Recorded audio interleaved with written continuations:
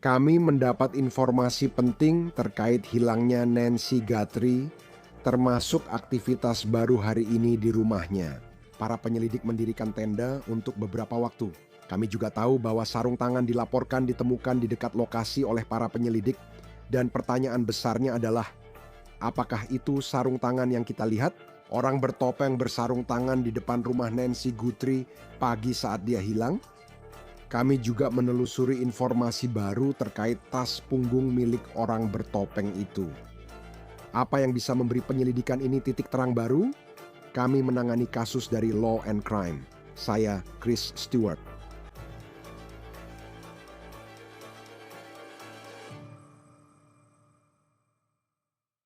Hai teman-teman, sebentar saja saya ingin membicarakan tentang merek yang baru saja saya dengar dan ini adalah sesuatu yang penting bagi saya. Karena saya selalu punya masalah dengan dompet, kadang-kadang Anda hanya mendapatkan dompet tebal seperti keping hoki yang duduk di saku belakang Anda, tapi saya mulai mendengar tentang dompet proof.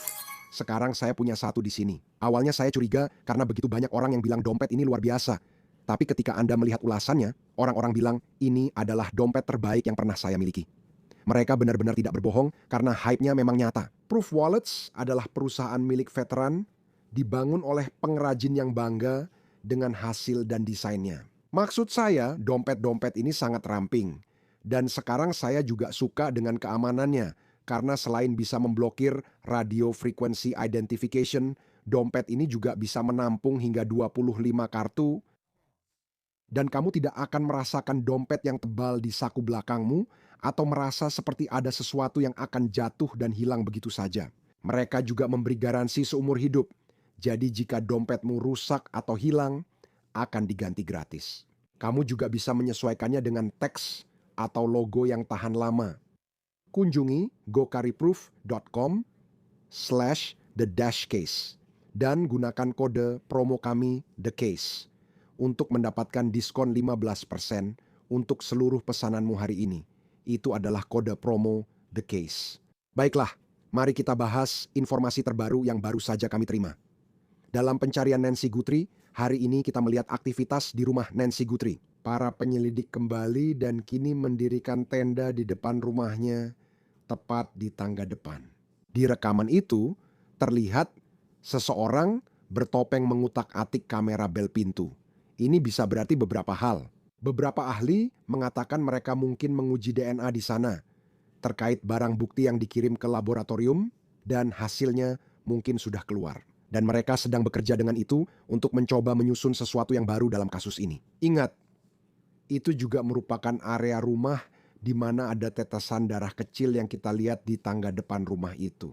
Sekarang, itu juga bisa berarti, dan ini menurut Fox News Digital, siapa yang berpikir bahwa mereka melihat semacam alat yang bisa digunakan untuk mengukur tinggi badan seseorang. Dan mereka melihat itu dan mengatakan bahwa itu berpotensi adalah penegak hukum yang sedang berusaha mencari tahu dengan tepat seberapa tinggi individu bertopeng itu dan apakah itu bisa digunakan untuk membuat deskripsi resmi orang ini yang akan diumumkan ke publik. Saat ini, semua orang berusaha mencari tahu siapa yang membawa pergi Nancy Guthrie. Foto tenda itu milik Matt Finn dari Fox News dan baru saja diunggah ke X. FBI juga menemukan sepasang sarung tangan yang kini diuji DNA. Sarung tangan ini ditemukan saat penggeledahan Rabu di lingkungan Nancy Guthrie. New York Post memotret sarung tangan hitam tersebut, namun belum jelas apakah itu yang dimaksud. Dipakai individu bertopeng di depan rumah Nancy saat dia hilang. 1 Februari, sekarang kami juga mendapat kabar dari TMZ bahwa para penyelidik mungkin sedang memfokuskan perhatian pada pria yang Anda lihat di sini sekarang. Ini adalah foto-foto yang diunggah TMZ ke situs web mereka. Foto-foto itu sudah beredar di media sosial selama 24 jam terakhir. Pria tersebut dilaporkan tertangkap kamera sekitar 5 mil dari rumah Nancy sebelum Nancy menghilang, sekitar pukul 1.50 pagi. Sekarang, dia tampaknya mengenakan ransel yang mirip dengan orang yang terlihat di depan rumah Nancy sekitar pukul 2 pagi. Dan menurut sumber TMZ, mereka mengklaim video dan foto yang dirilis oleh sheriff dan FBI ditemukan pada pukul 2.12 pagi. Mungkin pria yang terlihat 5 mil jauhnya adalah orang yang sedang dicari FBI dalam kasus Nancy. Kamis sore, Departemen Sheriff Kabupaten Pima meminta warga yang punya kamera pengawas di rumah untuk menyerahkan rekaman video dari 1 Januari hingga 2 Februari. Itu berlaku untuk radius 2 mil dari area kota ini. Itu di East Skyline Drive dan North Campbell Avenue. Tampaknya adalah persimpangan besar sekitar 4 menit berkendara ke utara dari rumah Nancy. Sekarang, mereka mencari kendaraan, lalu lintas, pejalan kaki, atau aktivitas mencurigakan. Sekarang saya ingin melihat lagi video yang telah dirilis oleh FBI tentang orang ini. Di depan rumah Nancy, orang ini terlihat mendekati pintu rumah Nancy. Mereka memakai penutup wajah ski, ransel, sarung tangan, dan tampak membawa senjata. Sangat menakutkan. Video. Orang itu menyadari ada kamera bel pintu, lalu berbalik dan mengambil sesuatu yang tampak seperti bunga atau ranting. Bagian ini sangat aneh dari kasus ini. Mereka berjalan ke kamera dan tampak menutupi kamera dengan bunga. Tapi jelas, kita bisa melihat cukup jelas individu bertopeng ini sekarang. Berikut garis waktu yang dijelaskan Sheriff Pima County tentang aktivitas di rumah Nancy Guthrie pada dini hari tanggal 1. Sheriff menyatakan kamera bel pintu Nancy terputus pada 1 Februari pukul 01.47 pagi. Sheriff mengatakan bahwa pada pukul 02.12 sistem kamera mendeteksi gerakan di luar rumah Nancy, tetapi mereka tidak memiliki rekaman videonya. Saat itu, dia bilang itu mungkin hewan atau sesuatu, tapi mereka tidak yakin. Namun, hanya ada gerakan terdeteksi saat itu. Kita belum tahu apakah itu benar-benar waktu resmi orang bersenjata terlihat di depan rumah Nancy.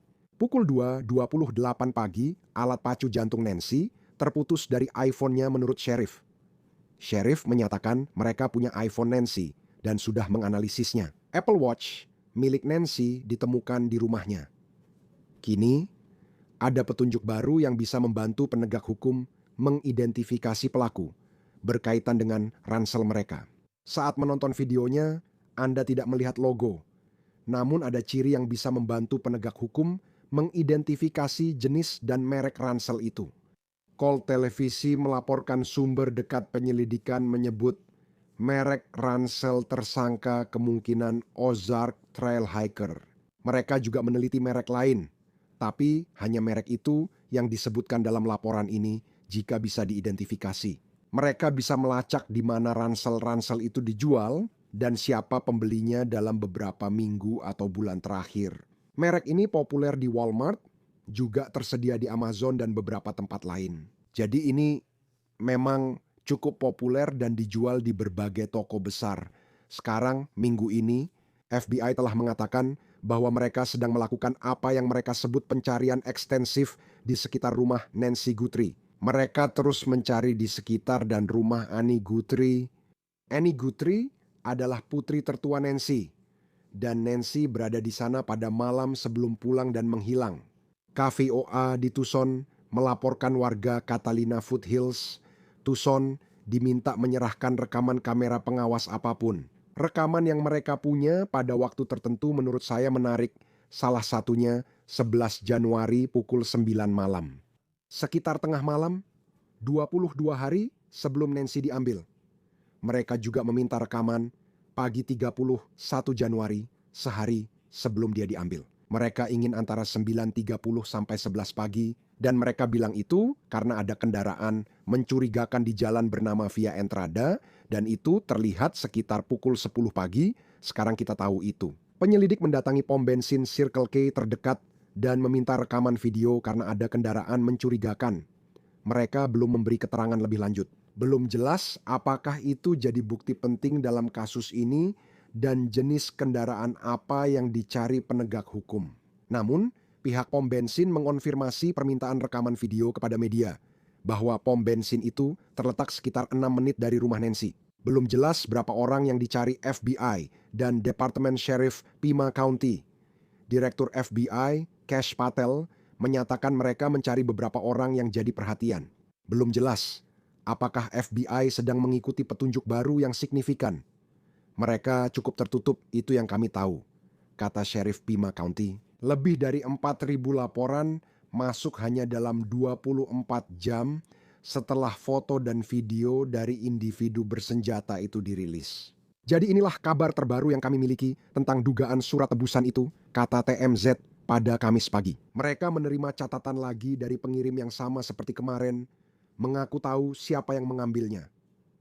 Catatan Rabu dari Nancy Guthrie. Dengan 1 Bitcoin, senilai sekitar $66.000, mereka akan mengungkap tersangka.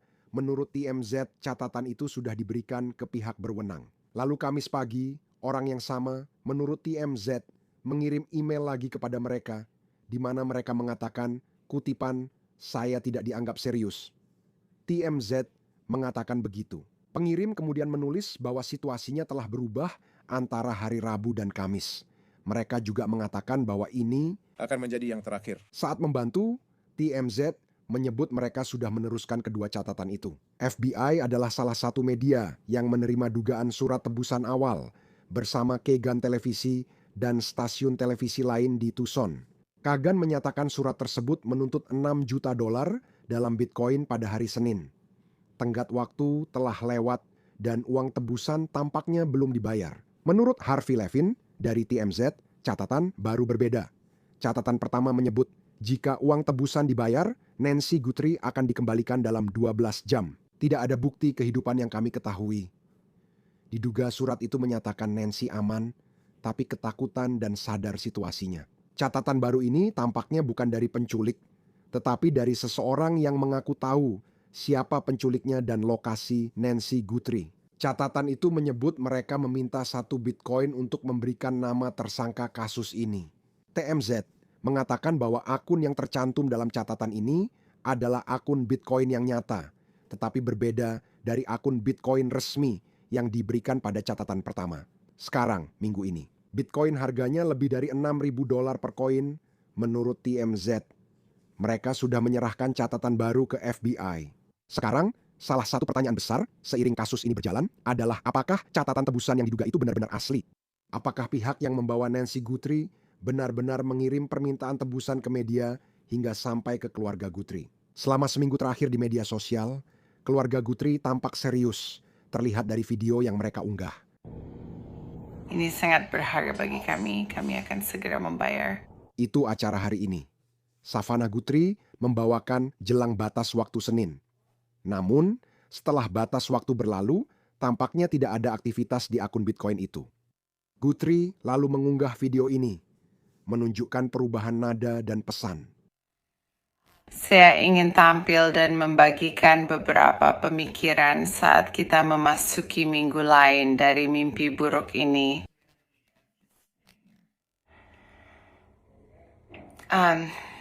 Saya hanya ingin mengatakan, pertama-tama, terima kasih banyak atas semua doa dan kasih sayang yang telah kami rasakan. Saya, saudara perempuan saya, dan saudara laki-laki saya, dan yang juga dirasakan oleh ibu kami. Karena kami percaya bahwa entah bagaimana dengan cara tertentu, ibu kami merasakan doa-doa ini dan Tuhan sedang menguatkannya. Bahkan di saat ini dan di tempat yang paling gelap sekalipun, kami yakin ibu kami masih di luar. Kami membutuhkan bantuan Anda. Penegak hukum bekerja tanpa lelah untuk membawanya pulang dan menemukannya. Dia dibawa pergi, kami tak tahu di mana. Dan kami membutuhkan bantuanmu. Aku datang ke sini hanya untuk memintamu, tak hanya doamu, dimanapun kamu, meski jauh dari Tucson. Jika kamu melihat sesuatu, mendengar sesuatu, jika ada apapun yang terasa aneh bagimu, segera laporkan kepada penegak hukum. Kami sedang sangat putus asa. Kami butuh bantuanmu sekarang. FBI tidak akan mengatakan apakah mereka percaya catatan-catatan itu asli, tetapi mereka telah mengatakan bahwa mereka menanggapinya dengan serius. TMZ melaporkan bahwa FBI beroperasi dengan keyakinan bahwa catatan itu dikirim oleh penculik Nancy atau para penculiknya. Kami mengetahui lebih banyak tentang alasan pihak berwenang mungkin memusatkan perhatian pada seorang pria bernama Carlos yang mereka tahan pada Selasa malam. Maksud saya harap mereka menangkap tersangkanya karena saya bukan orangnya. Mereka sebaiknya melakukan tugas mereka dan menemukan tersangkanya. Mereka harus melakukannya agar nama saya bisa dibersihkan. Saya udah selesai, oke, saya akan melibatkan keluarga saya, kamu ikut, saya hanya bilang kamu dan orang tua saya di Tucson. Itulah Carlos Palazuelos setelah dibebaskan pihak berwenang dari penahanan usai pemberhentian lalu lintas sekitar 1 jam di selatan Tucson Selasa malam. Dia mengaku tidak tahu apa-apa tentang apa yang terjadi pada Nancy Guthrie, bahwa dia tidak ada hubungannya dengan itu. Dia bilang dia bahkan tidak tahu siapa Nancy Guthrie dan dia bahkan tidak tahu siapa Savannah Guthrie. Sekarang, ABC News melaporkan bahwa FBI mengidentifikasi Carlos meskipun begitu karena informasi penggunaan ponsel dan data lalu lintas. Sekarang, belum jelas secara spesifik. Apa yang membuat mereka yakin dia harus diajak bicara? Dia menduga mungkin pernah mengantar paket ke rumah Nancy sebagai pengemudi pengiriman. Ibu mertua Carlos mengatakan kepada wartawan bahwa polisi menunjukkan foto dari kamera pengawas dan bertanya apakah itu putranya, namun dia menjawab tidak. Hal ini membuat Anda bertanya-tanya, apakah penegak hukum yakin hampir menemukan orang di foto kamera pengawas saat mereka memberhentikan Carlos Selasa malam. Sekarang, seiring pencarian Nancy terus berlanjut, cakupan kasus ini telah melampaui Tucson bahkan Arizona. FBI menawarkan hadiah $1.000 untuk info tentang Nancy atau penculiknya, Savannah Guthrie, dan ada papan reklam di beberapa kota. Dia tetap berharap ibunya bisa pulang dengan selamat dan mimpi buruk ini berakhir bahagia. Dia mengunggah foto orang di depan pintu rumah ibunya dan menulis sesuatu. Seseorang di luar sana pasti mengenali orang ini. Kami percaya dia masih di luar sana. Bawa dia pulang, tulisnya juga, kami percaya dia masih hidup. Hari ini dia mengunggah video Nancy selama bertahun-tahun dan menulis, Ibu tercinta, kami takkan menyerah. Terima kasih atas doa dan harapan kalian. Jika tahu lokasi Nancy Guthrie, hubungi Sheriff Pima di 5-2035-14900. Anda juga dapat menghubungi 1-800-CALL FBI atau tipsfb.gov. Bergabunglah bersama kami sekarang untuk membahas lebih lanjut tentang kasus ini. Apakah Rick Castigar, mantan wakil kepala di Departemen Sheriff Kabupaten Pima?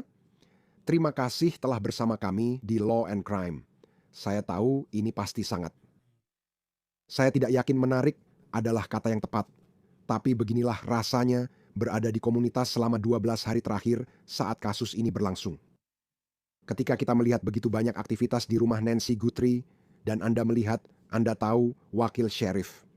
Anda melihat anggota FBI pergi dan menyisir area tersebut. Mereka tampaknya setiap hari kembali dan mencari di area ini. Bagaimana menurut Anda aktivitas itu memengaruhi penyelidikan ini? Bagi penonton biasa, saya rasa Anda mungkin melihat hal yang tampak tidak terhubung. Yang biasanya Anda datang, menutup tempat itu, melakukan pencarian, pergi, lalu kembali keesokan harinya. Dan itu agak bermasalah, tapi itu juga menunjukkan bahwa lembaga penegak hukum sedang bekerja sama. Mereka mendiskusikan taktik dan teknik, lalu mereka membuat pendekatan bersama tentang bagaimana menangani kompleksitas kasus ini. Percayalah, ini sangat kompleks. Saya polisi di komunitas ini sejak 1977 dan belum pernah melihat hal seperti ini. Biasanya Anda tidak mendapatkan kasus penculikan, apalagi kasus penculikan anak, yang tampaknya kasus ini telah berkembang menjadi seperti itu. Saya memang agak tidak setuju dengan cara kasus ini ditangani pada awalnya. Saya tahu pelaku dan orang-orang di Departemen Sheriff Kabupaten Pima. Secara pribadi saya sudah berinteraksi dengan mereka selama puluhan tahun dan kami semua punya karakteristik kepribadian yang berbeda-beda. Tapi orang yang saat ini memimpin kelompok ini punya latar belakang investigasi yang luas, tapi sayangnya egonya tidak membiarkannya berbagi sorotan. Dan menurut saya itu menjadi masalah bagi penyelidikan sejak awal. Biar saya jelaskan secara spesifik. Ketika kasus ini dimulai, kami semua diberitahu bahwa ini adalah situasi orang hilang biasa dan pencarian serta penyelamatan. Aset udara dikerahkan.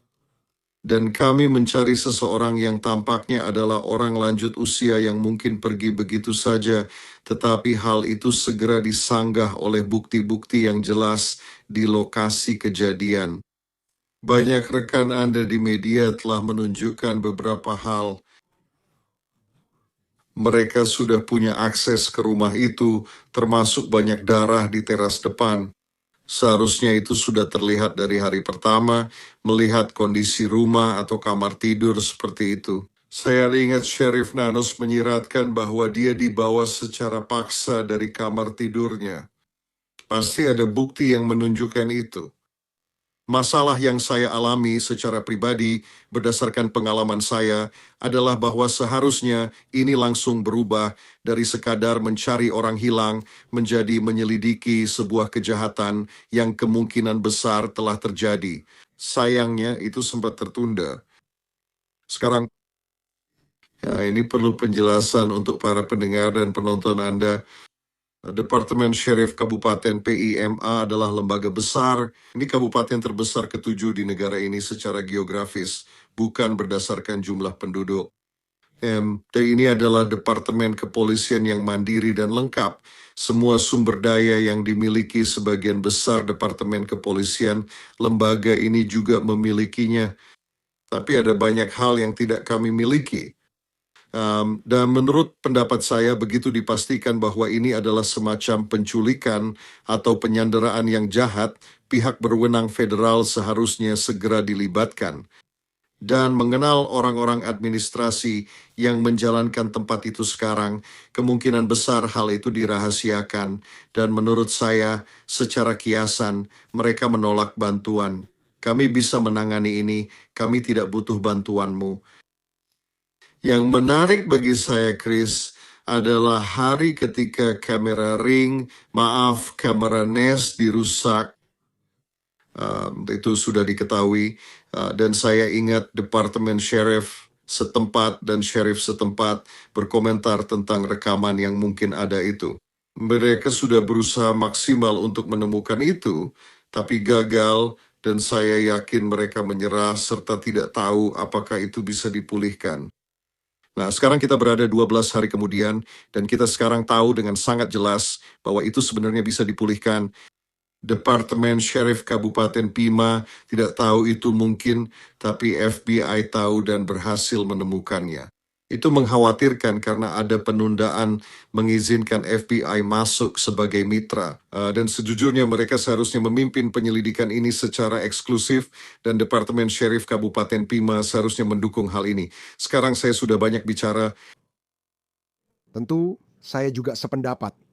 Maksud saya dengan Sheriff, kita melihat dia bahkan mengakui tempat kejadian sudah diserahkan kembali. Dan kemudian saat itulah Anda melihat para anggota media naik ke atas dan mereka mengambil gambar darah. Dan kemudian itu mulai bocor. Dan kemudian Anda tahu itu semakin memperkeruh suasana. Kita lihat saja nanti. Anda tahu ketika cerita ini berjalan, ke arah manapun cerita ini berjalan, kritik yang adil pasti akan ada untuk Sheriff dan bagaimana hal ini ditangani. Dan semua hal itu akan terungkap.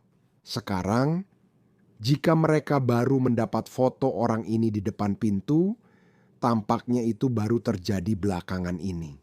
Sudah sekitar 24-36 jam sejak itu muncul, sekarang penyelidikan ini tampaknya naik ke tingkat baru, terlihat orang mulai lebih banyak memposting. Ada video lain tentang seseorang yang membawa ransel, 5 mil dari rumah Nancy Guthrie. Kita tidak tahu apakah orang ini terkait kasus ini. Bagaimana Anda menggambarkan penyelidikan setelah gambar-gambar itu dipublikasikan? Dibandingkan dengan sebelumnya, jelas Anda tahu seperti yang kita semua ikuti untuk Anda. 10 hari yang telah berlalu sebelumnya, kami tahu bahwa gambar-gambar ini sebenarnya adalah sesuatu yang bisa digunakan. Tentu saja penyelidikan telah ditingkatkan dan memang seharusnya begitu. Bukti pada video itu untuk semua maksud dan tujuan dari sudut pandang penegak hukum bisa dibilang sangat berharga. Kita bisa menentukan berdasarkan itu seperti yang sudah dikatakan banyak orang yang diwawancarai. Tapi kita bisa menentukan jenis kelamin, kita bisa menentukan tinggi badan, berat badan, dan nuansa fisik yang dimiliki orang itu.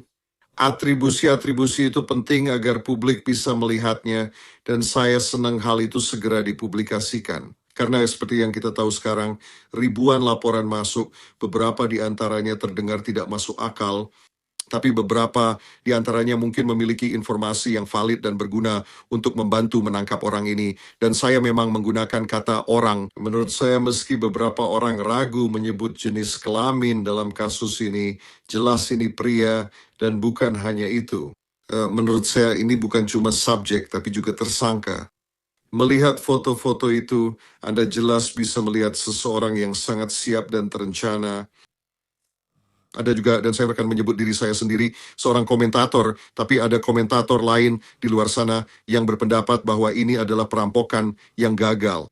Saya sangat tidak setuju karena jika Anda melihat cara pria ini berpakaian, persiapan yang dilakukan, dan sikapnya yang cukup santai serta tidak peduli terhadap kamera itu, dia tahu kamera itu ada di sana, jelas sekali, dia berjalan mendekatinya, dan kita bisa melihat dengan sangat jelas bahwa dia mencoba menutupi kamera itu dengan tanaman atau apapun itu.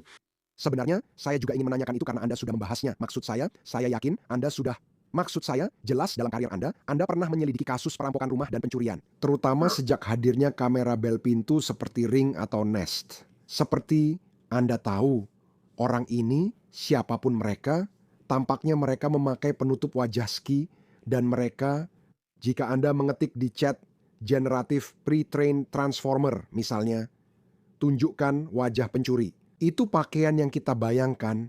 Tapi seberapa sering orang benar-benar berpakaian seperti itu? Bahwa inilah penampilan mereka sebenarnya. Dan apa yang hal itu katakan tentang pengalaman yang mungkin mereka miliki sebagai seorang kriminal? Dan itu saya, para pelaku kriminal sangat menyadari bahwa teknologi saat ini seperti ponsel, kamera bel pintu, kamera di jalan masuk, deteksi gerak, dan sistem pencahayaan sudah ada di mana-mana. Teknologi tersebut umum dan pelaku bersiap jika tahu akan berbuat kejahatan. Jadi orang ini mengambil beberapa langkah persiapan untuk melakukan apa yang dia lakukan. Dia tahu dia akan melakukan kejahatan. Pertanyaannya kemudian muncul, apakah ini benar-benar hanya sebuah perampokan dan dia masuk lalu bertemu dengan Nancy? Dan saya rasa tidak, dan alasannya adalah Anda akan merampok sebuah tempat dan masuk ke dalam, lalu Anda bertemu dengan seseorang. Anda mungkin bisa berbuat kejahatan, tapi kemungkinan besar Anda akan meninggalkannya. Dia sepenuhnya tertutup. Apa ruginya jika Nancy tahu siapa dia, kecuali jika dia memang sudah tahu siapa dia dengan cara lain? Dan menurut saya, itu agak terlalu mengada-ada. Bagaimanapun juga, dia membawanya, dan menurut saya itu menunjukkan bahwa itu memang rencana awalnya. Yang menjadi perhatian kami semua dan keluarga Guthrie adalah tampaknya belum ada komunikasi sama sekali. Ada beberapa petunjuk, ada bukti yang muncul di awal, dan bukti yang muncul baru-baru ini, bahkan kemarin dan hari ini, sarung tangan dan sebagainya. Penegak hukum tahu yang harus dilakukan. Jadi, dan kemudian Anda akan melihat dia kembali ke bagian tertentu dari tempat kejadian perkara dan memeriksa ulang untuk melihat apakah ada bukti jejak. Dan itulah yang dimaksud, bukti jejak, rambut, kulit, DNA, apa saja, dan tentu saja darah misalnya. Maaf, apakah itu semua darah Nancy? Bisakah tercampur darah orang lain? Jadi, dan bagaimana dengan lingkungan sekitar tempat semua ini terjadi? Karena saya hanya bisa melihat apa yang saya lihat di televisi. Kamu sangat mengenal tempat ini, dan banyak orang tampak terkejut. Kenapa? Bagaimana mungkin tidak ada tetangga lain yang punya kamera bel pintu atau kamera pengawas yang kita ketahui? Dan saya tahu FBI sedang meminta semua itu. Tapi, bagaimana dengan topografi daerah kota ini? Mungkin itu menjadi tantangan bagi penegak hukum. Saya tahu mereka juga sering di rumah Ani, sekitar 10 menit dari rumah Nancy selain di rumah Nancy. Rumah Nancy berada di daerah yang cukup eksklusif, di atas lahan yang luas, beberapa hektar, dan tetangganya pun jaraknya beberapa hektar jauhnya. dan vegetasi di bagian negara ini sangat lebat sehingga sangat sulit, terutama di malam hari, untuk melihat apa yang sedang terjadi. Yang saya rasa menarik dalam kasus ini adalah Anda tahu penegak hukum tentu saja meminta rekaman dari kamera ring dan NES lain yang mungkin merekam sesuatu sebelumnya pada tanggal-tanggal sebelumnya. Sekitar 22 hari lalu, mereka meminta rekamannya. Benar, dan itu menunjukkan kepada saya mereka menduga bahwa individu ini sedang mengamati lokasinya, dia tahu apa yang akan dia lakukan dan butuh informasi tentang kebiasaan Nancy, kendaraan, tamu, hal-hal seperti itu. Jadi kendaraannya mungkin sudah ada di lingkungan itu sebelumnya. Dan tentu seiring itu akan menjadi sesuatu yang akan diperhatikan oleh penegak hukum. Saat membahas rumah Ani, saya tahu Nancy ada di sana sebelum pulang. Malam itu, katanya, makan malam di rumah itu. Namun penegak hukum terus kembali dan menyisir lingkungan. Apa yang kamu tahu soal alasannya? Tampaknya masih ada fokus besar bukan hanya pada di mana Nancy berada saat dia diambil, tapi juga tempat dia berada sebelumnya. Ya, mungkin ada bukti di sana. Saya rasa itu yang sedang mereka coba tentukan. Mereka jelas sedang berbicara dengan orang-orang yang terakhir melihat Nancy dan ingin benar-benar memastikan garis waktunya, siapa yang berbicara dengannya, siapa yang tidak. Dengan apa dia pulang dan bersama siapa. Setidaknya banyak dari hal-hal itu sudah diketahui, tapi mungkin mereka perlu mendapatkan bukti lain yang akan mereka coba cari. Jika mereka belum melakukannya, mereka pasti akan mengambil DNA dari semua anggota keluarga untuk mengecualikan mereka yang mungkin tidak terlibat. Tapi ada anggota keluarga yang pernah berada di rumahnya, jadi ada beberapa tantangan di sana. Cerita sering berubah saat Anda mewawancarai orang, lalu mewawancarai mereka kembali. Jadi belum bisa dipastikan bahwa ini adalah orang tak dikenal yang datang dan menculik Nancy, mungkin dengan motif uang. Karena kita belum benar-benar melihat adanya kontak dengan keluarga atau komunikasi bolak-balik apapun. Dalam kasus penculikan, salah satu elemen penting adalah pelaku biasanya berbicara dengan korban untuk menyampaikan maksud mereka. Kamu tahu? Saya teringat pria yang ditahan Selasa malam, entah apa yang diketahui penyidik. Saya tahu mereka sudah membebaskannya. Sekilas tampaknya dia tak terkait kasus ini. Namun ada surat penggeledahan dan barang elektronik disita. Dalam kasus seperti itu, kamu tahu ketika kamu menahan seseorang, bagaimana cara kamu menanganinya. Karena aku tahu hari ini Pak Sheriff sepertinya, dia bilang ke stasiun televisi lokal bahwa kamu bisa mengharapkan lebih banyak penahanan dalam kasus ini, dan itu seperti apa sebenarnya maksudnya ketika kamu menahan seseorang. Aku tidak bilang orang ini terkait, tapi jelas FBI tertarik sehingga ingin berbicara. Jadi mereka ada konsep dalam penegakan hukum yang disebut kecurigaan yang masuk akal, dan itu terdengar seperti kamu tahu memang diterapkan. Kamu harus cukup yakin bahwa ada sesuatu yang tidak beres di sini, lalu kamu pergi dan menentukan detail-detail yang kamu dan penegak hukum ketahui bersama orang lain itu. Mereka membiarkan orang ini pergi mungkin dengan alasan yang sangat baik karena mereka tampaknya tidak memiliki langkah jelas berikutnya, yaitu alasan yang cukup untuk menangkapnya. Jadi, tapi mereka tahu siapa dia. Mereka mungkin sudah mengambil sampel dari mulutnya untuk mendapatkan DNA. Mereka mungkin tahu dia terkait komunitas ini dan bisa kembali berbicara dengannya. Ini adalah proses dan berlangsung secara bertahap. Dan mungkin beberapa orang menyebutnya sangat lambat, tapi ini sangat penting demi keselamatan Nancy kembali. Agar penegak hukum melakukan tugasnya dan mengumpulkan semua informasi yang diperlukan sebelum bertindak. Kamu tidak bisa langsung mengeluarkan senjata, menembak, lalu membidik, harus dilakukan logis dan bertahap, kadang jadi tantangan. Hari ke-12 pencarian masih berlangsung. Kamu dan keluarga tetap berharap kisah ini berakhir bahagia. Rick Castegar, mantan wakil kepala Departemen Sheriff Kabupaten Pima, terima kasih telah bergabung untuk membahas kasus ini. Itu benar-benar terasa, bukan hanya ungkapan, tapi sangat dekat di komunitasmu sendiri. Dengan senang hati, Chris. Terima kasih banyak, ini sangat penting. Jika Anda menonton ini dan kebetulan Anda di luar sana lalu Anda tiba-tiba teringat sesuatu, Anda merasa, saya pikir saya tahu sesuatu, nomor yang dapat dihubungi. Sheriff Kabupaten Pima 5 203 514 900 FBI 1800 CALLFBI atau tipsfbi.gov. Itu saja untuk kasus yang disajikan oleh Law and Crime. Berlanggananlah ke kami di YouTube dan Spotify, dan sekarang Anda juga bisa menemukan kami di Peacock. Saya Chris Stewart, sampai jumpa.